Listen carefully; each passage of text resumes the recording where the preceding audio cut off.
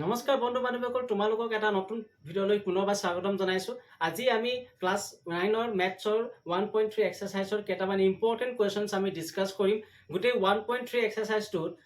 Question অলৰেডিটো আমি দুটা আগত ভিডিঅ'ত মই কৰিছিলোঁ। তোমালোকে আই বটনত গৈ চাব পাৰা এই ভিডিঅ'টোৰ শেষত। তো তাতে গৈ যদি তোমালোকে চোৱা নাই আৰু যদি তোমালোকে মোৰ হোৱাটছআপ গ্ৰুপত জইন হ'ব বিচাৰিছা, জইন হ'ব পাৰিবা ক্লাছ 9ৰ মেথছৰ গ্ৰুপত।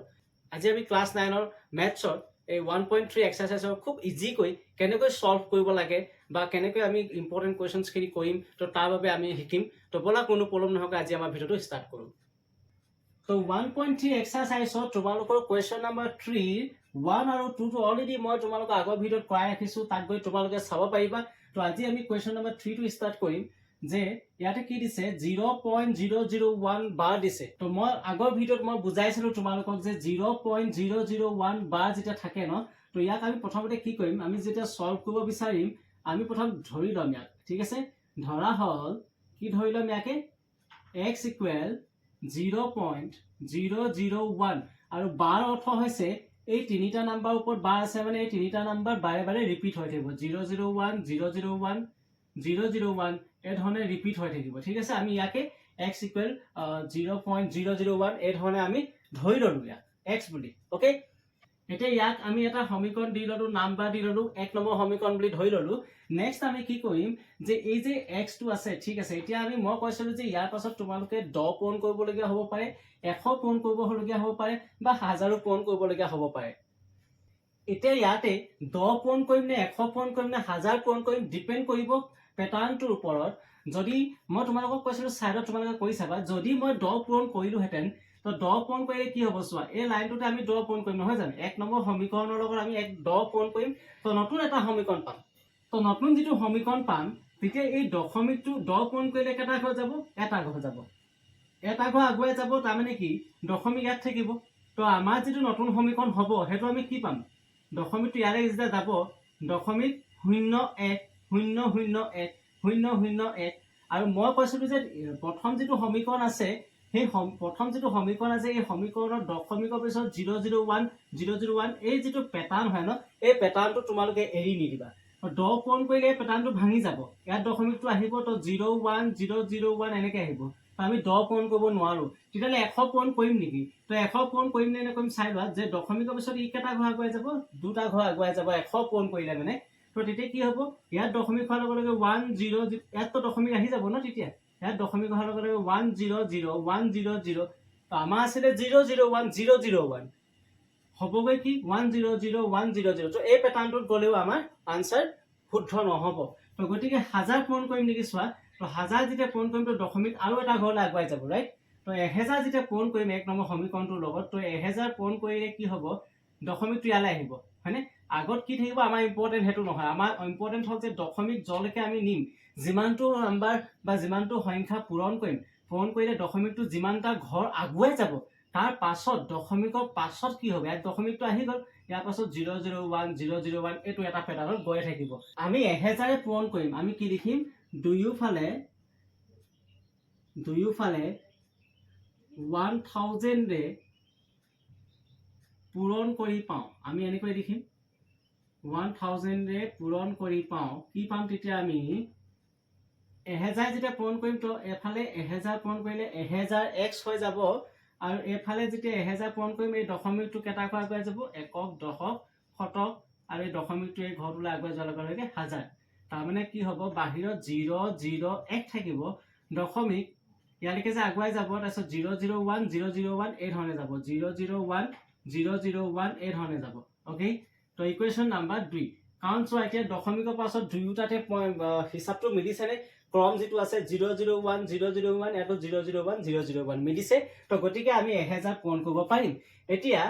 মই কৈছিলোঁ যে দুয়োটা সমীকৰণ যেতিয়া আমাৰ কৰা হৈ যায়, তো আমি ছেকেণ্ডটোৰ পৰা প্ৰথমটো বিয়োগ কৰি দিম, ঠিক আছে, বা প্ৰথমটোৰ পৰা ছেকেণ্ডটো বিয়োগ কৰি দিম। মই যেনিবা ছেকেণ্ডটোৰ পৰা প্ৰথমটোৱে বিয়োগ কৰিম, তো কি হ'ব তেতিয়া, ছেকেণ্ডটো আমি পাতি ল'ম এই ধৰণে 1000x ইকুৱেল, এতিয়া চোৱা 001 আগত শূন্যৰ কোনো ভেলু নাই, গতিকে আমি কি লিখিব পাৰিম, এক অকলে এনেকৈ লিখিব পাৰিম, দশমিক 001 001। তো এই ধৰণে আমি কি লিখিম, 2 নম্বৰ সমীকৰণটো লিখি ল'লো। তাৰ পাছতে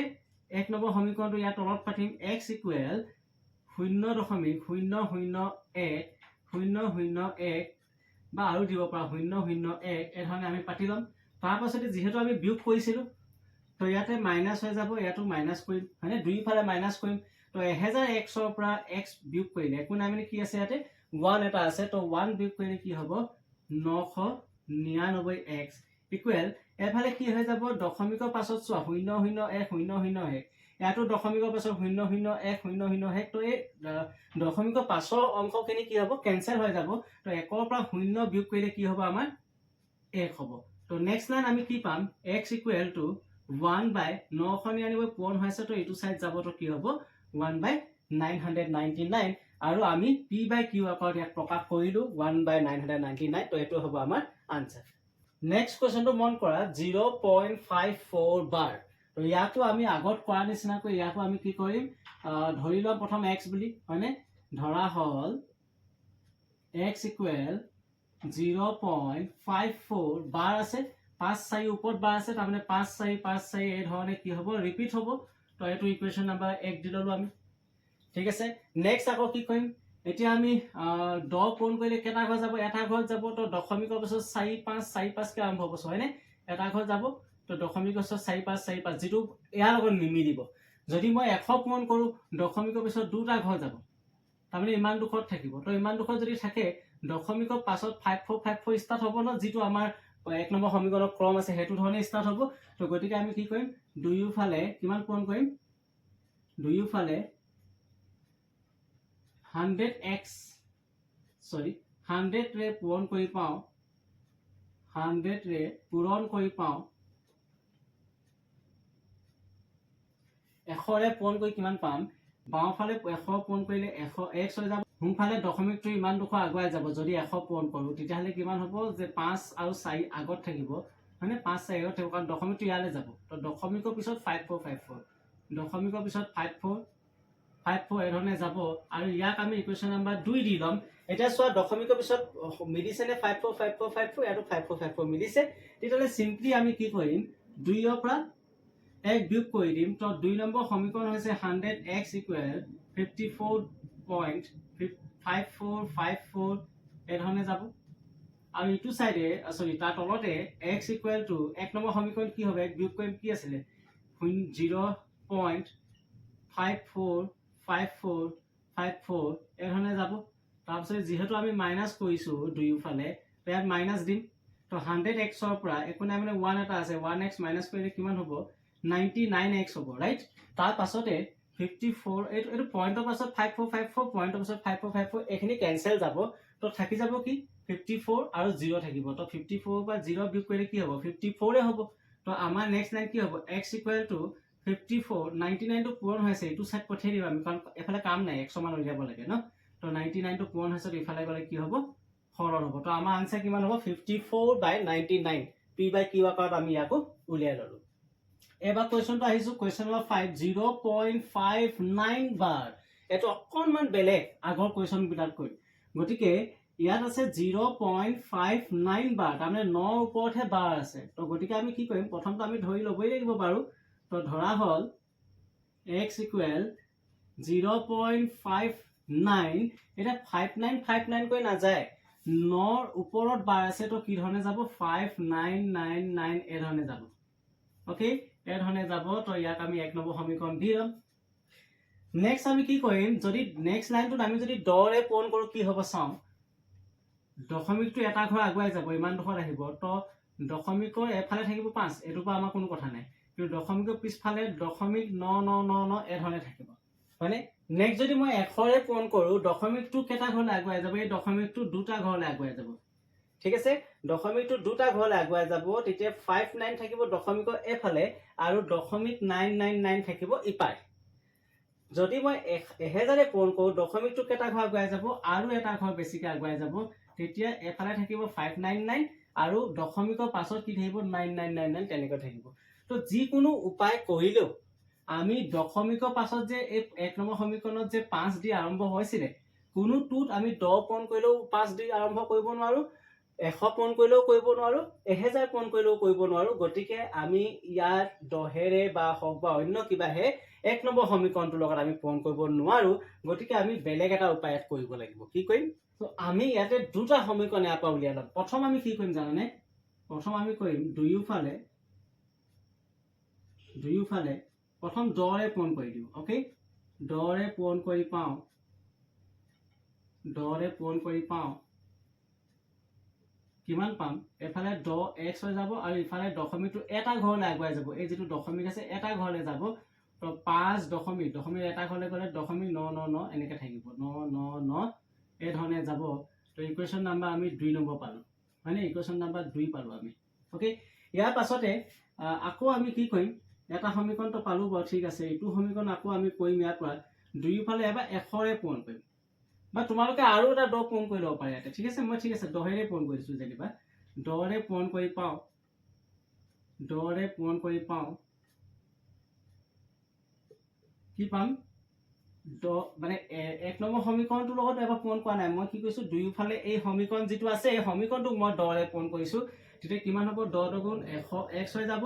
আৰু এই যে দশমিকটো আছে আৰু এটা ঘৰ আগুৱাই যাব তেতিয়া দশমিকৰ এ পাই থাকিব 559 মানে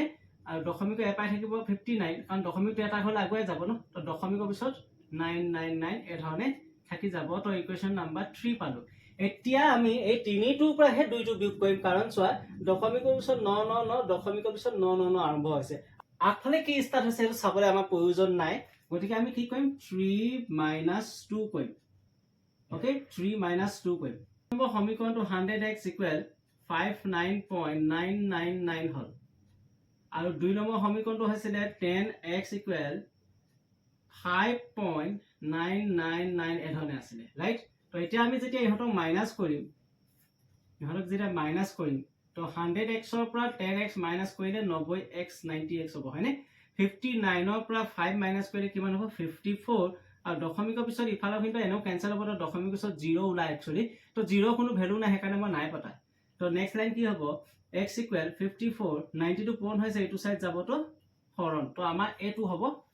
যেটো আমাৰ ৰিকোয়াৰ্ড আনসাৰ উলিয়াব দিছিলে হেতু হ'ব আমাৰ আনসাৰ ওকে তো এবাৰ আমাৰ কোৱেশ্চন নম্বৰ 7 টো ললো কোৱেশ্চন নম্বৰ 6 টো তোমালোকৰ হোমৱৰ্ক ৰাখি থৈছো তোমালোকে কৰি চাবা অলৰেডি তাৰ ওপৰত মই কেবাটাও কোৱেশ্চন কৰিলো তো গতিকে এবাৰ কোৱেশ্চন নম্বৰ 7 টোলৈ মই আহিছো